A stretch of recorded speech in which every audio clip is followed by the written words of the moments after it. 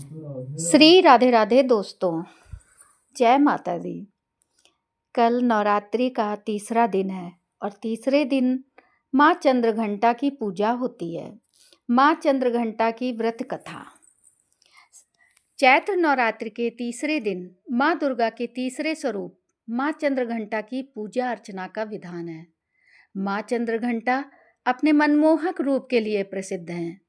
देवी भगवती पुराण में माँ दुर्गा के तीसरे स्वरूप माँ चंद्रघंटा के स्वरूप के बारे में बताया गया है। माँ चंद्रघंटा के स्वरूप की बात करें तो माता के गले में सफ़ेद फूलों की माला सुशोभित है। वो शेर पर सवार होती हैं। माँ चंद्रघंटा की 10 भुजाएं हैं, जिनमें कमल, धनुष, बाण, खड़ग, कमंडल, तलवार, त्रिशूल, गदा सहित अन्य दिव्य अस्त्र हैं। उनके सिर पर अर्धचंद्र स्थित होने के कारण उन्हें चंद्रघंटा कहा जाता है। नवरात्रि के तीसरे दिन माँ चंद्रघंटा की पूजा करने से व्यक्ति के भीतर का भय समाप्त होता है और शत्रुओं पर विजय प्राप्त होती है। इसके अलावा कुंडली में शुक्र की स्थिति भी मजबूत होती है।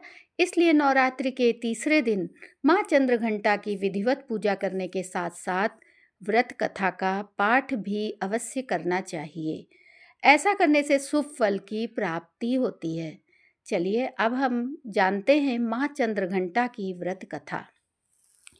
पौराणिक कथाओं के अनुसार जब महिषासुर ने अपनी अपार शक्ति के बल पर तीनों लोकों में उत्पात मचाना शुरू किया, तब उसका अहंकार इतना बढ़ गया कि उसने स्वयं को अजेय मान लिया।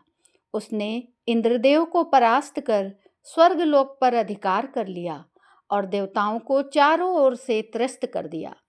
उसके अत्याचार से न केवल देवता बल्कि मानव और ऋषि मुनि भी भयभीत रहने लगे। चारों ओर हाहाकार मच गया और धर्म व्यवस्था पूरी तरह अस्त व्यस्त हो गई। इस संकट की घड़ी में सभी देवता एकत्र होकर ब्रह्मा, विष्णु और महेश के पास पहुँचे। उन्होंने महिषासुर के आतंक और अत्याचारों की कथा सुनाई। देवताओं की पीड़ा सुनकर त्रिदेव अत्यंत क्रोधित हो उठे। उनके क्रोध की ज्वाला से उनके मुखमंडल से एक प्रचंड और दिव्य ऊर्जा प्रकट हुई। यह ऊर्जा तेजोमय प्रकाश के रूप में एकत्रित होकर एक अद्वितीय और अलौकिक स्वरूप देने वाली में परिणित हुई। यही देवी आगे चलकर माँ दुर्गा के नाम से विख्यात हुई। देवी को युद्ध के लिए सशक्त करने हेतु सभी देवताओं ने अपने अपने दिव्य अस्त्र शस्त्र उन्हें अर्पित किए।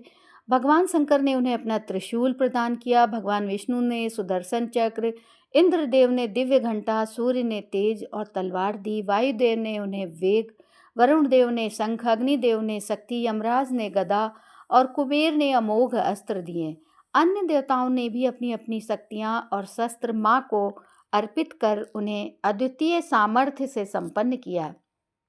साथ ही हिमालय ने देवी को सिंह रूपी दिव्य वाहन प्रदान किया, जिससे वे रणभूमि की ओर प्रस्थान कर सके।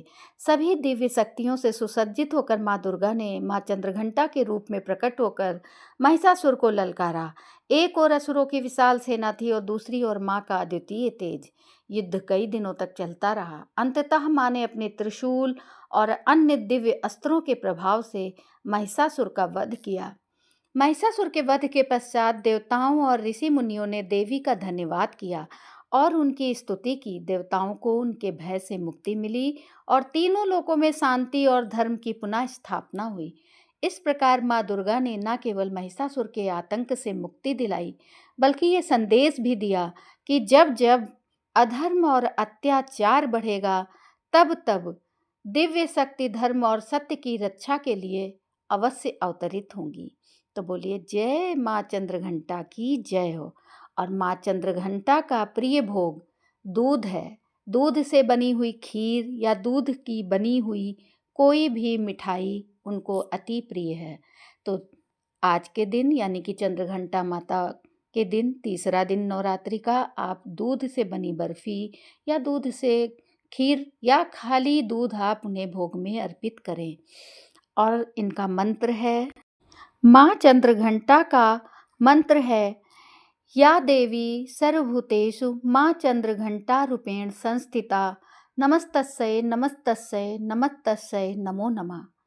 मंत्र का जाप भी अत्यंत कल्याणकारी माना जाता है। माँ चंद्रघंटा की पूजा से साहस, बल और कष्टों से मुक्ति मिलती है। तो राधे राधे दोस्तों और जय माता दी। आप लोग मेरे चैनल को सब्सक्राइब भी करिए। धन्यवाद दोस्तों।